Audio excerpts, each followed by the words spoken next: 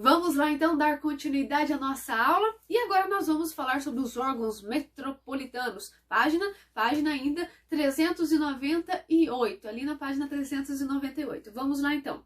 A coroa espanhola, ela mantinha órgãos na Europa, na própria Espanha, com o objetivo de facilitar a administração e exploração desse território. Tá? Dos territórios que estavam sob domínio deles, né? Sob domínio espanhol. Então eles estavam ali pensando agora, o domínio já foi feito, agora eles precisam fazer o quê? A administração, a manutenção desse território que estava agora sob domínio deles, tá? De quem? Da Espanha, dos espanhóis.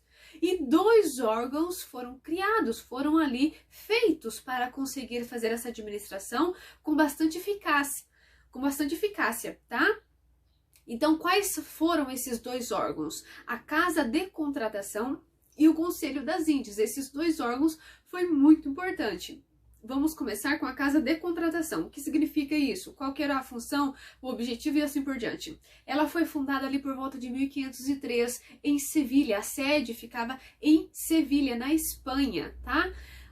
E foi criado para administrar as atividades que aconteciam nas colônias espanholas aqui na América. Então, o objetivo era facilitar essa administração. Qual que era a função ali, professora dela? Era consolidar a colonização, regulamentar o tráfego de homens, navios e mercadorias ali no Novo Mundo, né? Nesse Novo Mundo que estava sendo dominado pela Europa.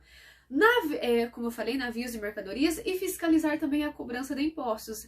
Ninguém se esquece dos impostos, né? Então, eles estavam ali fiscalizando os impostos também. E isso fazia parte da Casa de Contratação.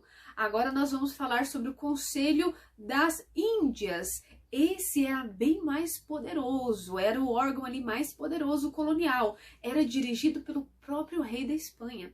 Exatamente. E era formado por homens ali muito poderosos. Por quê? Porque era escolhido a dedo pelo rei da Espanha. Então, esse órgão, ele é formado por homens escolhido a dedo pelo rei da Espanha, dirigido pelo próprio rei da Espanha, esse órgão. Por isso que ele é tão poderoso. E qual que era a função, afinal, então, professora, se é tão poderoso esse órgão? Qual que era a função? A função era nomear vice-reis, capitães gerais, autoridades militares e juízes que atuariam nas colônias. Então, ou seja, o rei da Espanha, você, José, vai ser o vice-rei dessa colônia. Você, João, vai ser o capitão-geral aqui. Você, Mateus, vai ser aqui uma autoridade militar na colônia. Você, Nicolas, vai ser aqui o juiz que vai comandar aqui a colônia. Então, tudo isso era escolhido pelo rei da Espanha, tá?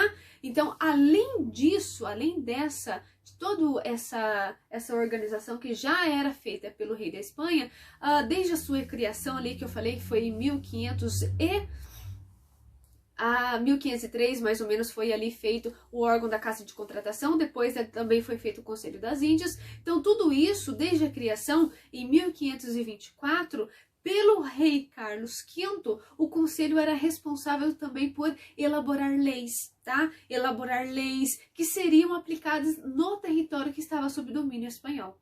E essas leis seriam aplicadas nessas colônias, tá?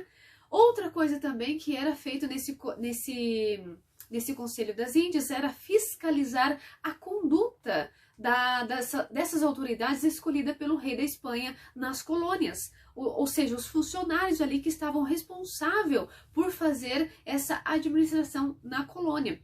Se alguém estava ali fazendo o trabalho errado, era imediatamente chamado a atenção ou substituído por outra pessoa. Por exemplo, se o Mateus não conseguisse fazer uma administração boa ali como capitão geral, ele não iria continuar nesse cargo, ele iria ser substituído imediatamente, porque a administração teria que ser feita com muita eficácia, tá? Teria que acontecer ali de um modo muito eficaz.